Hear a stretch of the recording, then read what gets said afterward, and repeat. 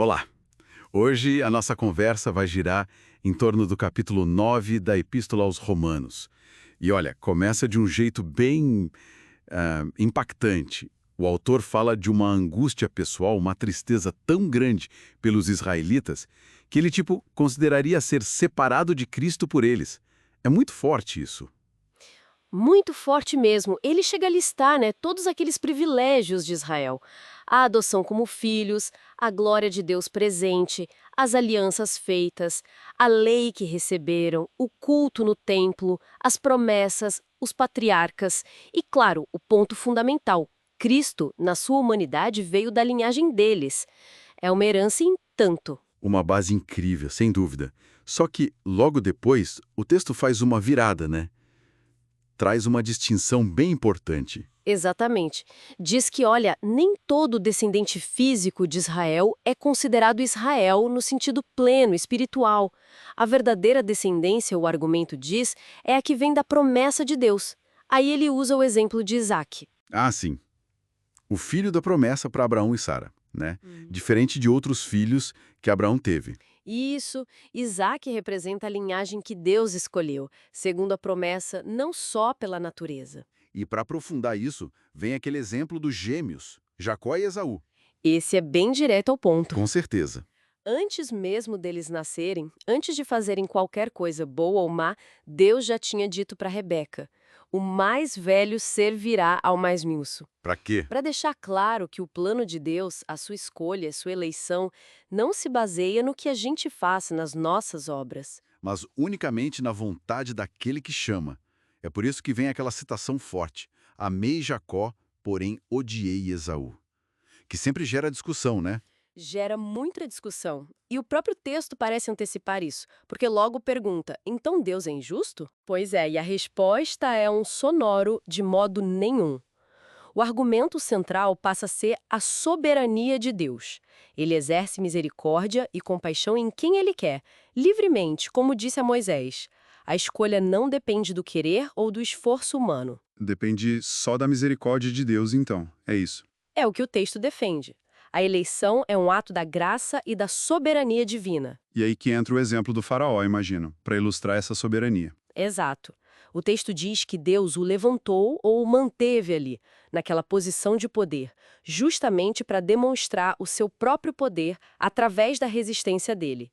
E com isso, o nome de Deus seria proclamado por toda a terra. Quer dizer, Deus usa até a resistência para cumprir seus propósitos. Isso leva à conclusão de que ele tem misericórdia de quem quer e endurece a quem quer. E essa conclusão, claro, leva à objeção seguinte, que o texto também coloca na mesa. Que seria? Bom, se é assim, se tudo depende da vontade dele, por que ele ainda nos culpa?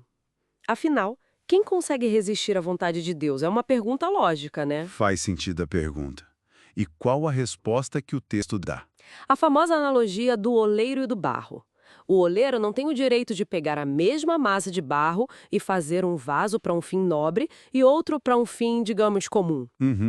Para mostrar que a criatura não tem o direito de questionar o Criador sobre os seus planos. Exato. Questiona a legitimidade desse tipo de argumento contra Deus. Tá, então qual o propósito maior disso tudo, segundo essa linha de raciocínio? O texto sugere que Deus, ao suportar com muita paciência os chamados vasos de ira, aqueles destinados à demonstração do seu juízo, ele não fez isso só por paciência, fez também para tornar conhecida a riqueza da sua glória para com os vasos de misericórdia. Aqueles que ele preparou antes para a glória. E o ponto-chave é que esses vasos de misericórdia não são só judeus. Não mesmo. Inclui também os gentios. E para reforçar essa inclusão dos gentios, o autor vai buscar lá nos profetas. Quais profetas? Cita Oséias, falando que Deus chamaria de meu povo quem não era seu povo e de amada quem não era amada. Uma clara referência aos gentios sendo chamados. E cita Isaías também, dizendo que mesmo que Israel fosse numeroso como a areia do mar, só um remanescente seria salvo. E a própria sobrevivência desse remanescente é vista como um ato de misericórdia, né? para não terem o mesmo fim de Sodoma e Gomorra. Exatamente. É a misericórdia preservando um povo para si. Então, a conclusão que o capítulo apresenta é meio que um paradoxo, né? De certa forma. Os gentios que nem estavam buscando a justiça pela lei de Moisés acabaram encontrando a justiça. Mas qual justiça? A justiça que vem pela fé, simplesmente por crerem. Enquanto isso, Israel, que se esforçava, que buscava a justiça por meio da lei, das obras, não alcançou. Por quê? Porque buscaram do jeito errado, segundo o texto.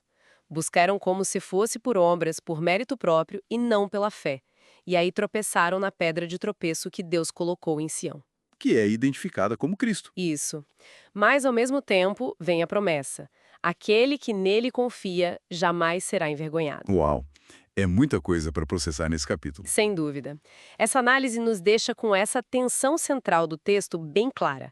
A soberania absoluta de Deus na escolha, na misericórdia, e, do outro lado, a busca humana por justiça, seja pela fé ou pelas obras, e a responsabilidade individual. Fica a reflexão, então. Como entender essa eleição divina, como descrita aqui, e viver a fé no dia a dia, com nossa responsabilidade pessoal? É um ponto profundo para se pensar. Com certeza, é uma questão que acompanha a teologia e a vida cristã há séculos.